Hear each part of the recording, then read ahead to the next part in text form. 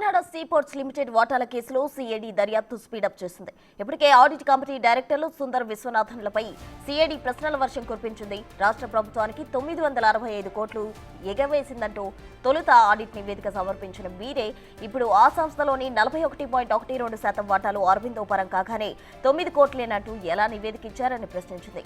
30 రోజుల్లోనే ఆడిట్ నివేదికల్లో 100 కోట్ల రూపాయల వ్యత్యాసం ఎలా సాధ్యమవుతుంది? ఎవరి ఆదేశాలు ఒత్తిళ్లతో ఇలా తప్పు నివేదిక సమర్పించారని ప్రశ్నించింది.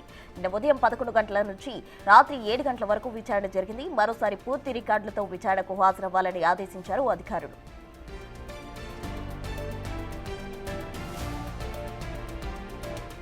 కాకినాడ సీపోర్ట్స్ లిమిటెడ్ వాటాల కేసుకు సంబంధించి సిఐడి దర్యాప్తు వేగవంతం చేసింది. దీనికి సంబంధించి పూర్తి వివరాలు మా ప్రతినిధి శివశంకర్ అందిస్తారు. శివశంకర్,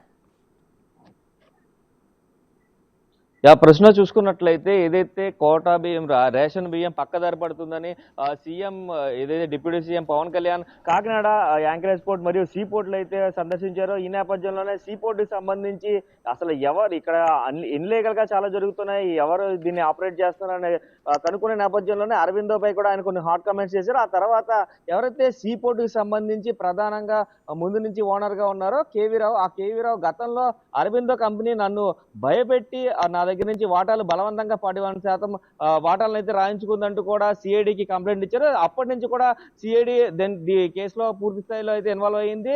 అయితే గత వారం రోజుల క్రితం కూడా సిఐడి ఆఫీసర్లందరూ కూడా కాకినాడ సీపోర్ట్ దగ్గరికి సంబంధించి గతంలో 2019 నుంచి 2024 వరకు కూడా పూర్తి స్థాయి రికార్డును అంతా కూడా సేకరించారు. ఆ రికార్డును కొన్ని కీలక ఆధారాలను కూడా లభించినట్టు కూడా తెలుస్తుంది. ఈ నేపథ్యంలోనే పూర్తి స్థాయిలో ఈ కేసుకి దూకుడు పెంచిందని చెప్పుకోవాలి. దీనికి సంబంధించి ఇప్పటికే శరత్ కుమార్ రెడ్డికి కూడా నోటీసులు జారీ చేసింది. అయితే శరత్ కుమార్ రెడ్డి దీనికి సంబంధించి నేను స్వామి మాల్లో ఉన్నాను, 24 వరకు రావడం కోసం 24 తర్వాత హాజరవుతున్నట్టు కూడా సిఐడికి లేఖ పంపారు. అయితే నిన్న ఆడిటర్లు కూడా ఎవరైతే ఉన్నారో ఆడిటర్లు కూడా పూర్తి స్థాయిలో అయితే ఆడిటర్లు నిన్న ఏదైతే సిఐడి ఆఫీసులో నిన్న మార్నింగ్ హాజరయ్యారో నిన్న ఈవినింగ్ వరకు కూడా వారిపై ప్రశ్నల వర్షం కురిపించింది సిఐడి.